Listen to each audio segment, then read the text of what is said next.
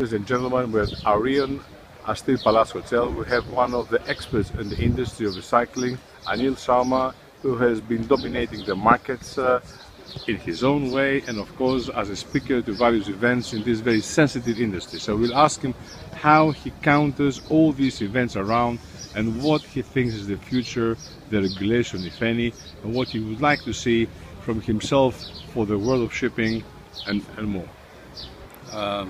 Thank you, John, for this opportunity to speak with you.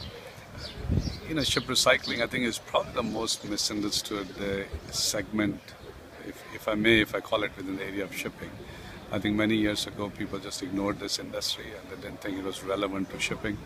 The good thing is gradually, for the last at least 10-15 years, people have started realizing the significance of ship recycling. The challenge we still face is that a lot of people who are understanding ship recycling are still recycling it from a far apart. I mean, from far away. If you're building a ship, you normally go to a ship recycling yard, you look at the yard, you vet the yard, you meet the people, you meet the management team, and then you try to decide to build a ship. When you scrap a ship, you don't do that. This is where we come in as cash buyers, and the brokers who are involved in that. Normally a ship owner is going to work with these groups and say, okay, I have a ship to scrap. The unfortunate thing that happens is majority of these cases, when the owner makes a decision to recycle a vessel, it becomes an issue of economics, the price. Let's get the best price for the vessel.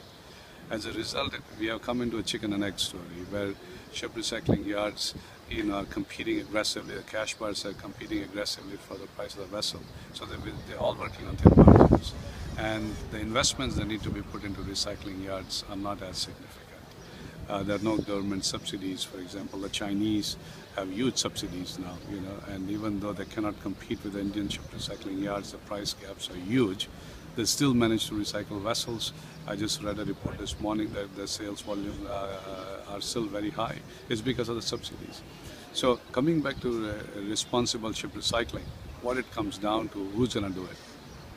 What I would like to see is greater cooperation between the ship owners associations, the ministries of the countries which owns large fleets, the cash buyers and the yards to come up with better standards.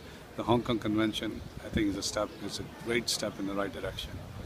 People like us, even GMS, has given their best to invest in responsible ship recycling yards. So now when we have an owner who says, I want to recycle a ship and I want to do it in a proper way, we give them a list of yards in India, for example, that we feel are good yards. And we invite them to go and see these yards themselves.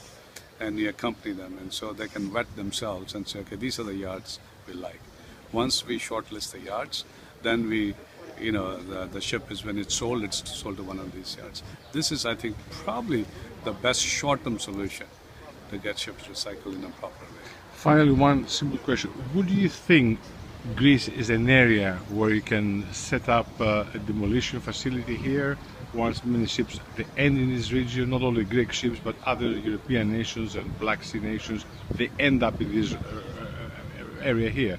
Will you be thinking of establishing a demolition plant? It's a very good question. I think normally people think that ship recycling cannot be done in Europe is simply because of the labor is expensive or the environmental laws are expensive. I don't believe that. I think the reason why the ship recycling industry has not been very successful in Europe is end of the day is where's the revenue stream? Because when you recycle a ship, the idea is that's what recycling is. You need to recycle 97% of the vessel. Only the 3% hazardous waste has to be properly disposed of. Do you have an industry that will buy the steel, the generators, the spare parts, the galley equipment, everything that comes off a vessel? We don't have that. And so if you go and visit India, for example, you will see hundreds of traders that specialize in a very narrow segment of ship recycling. What I mean by that is there is somebody who's going to just come and buy all your toilet seats from the cabins of the vessel. And these seats are going to be reused.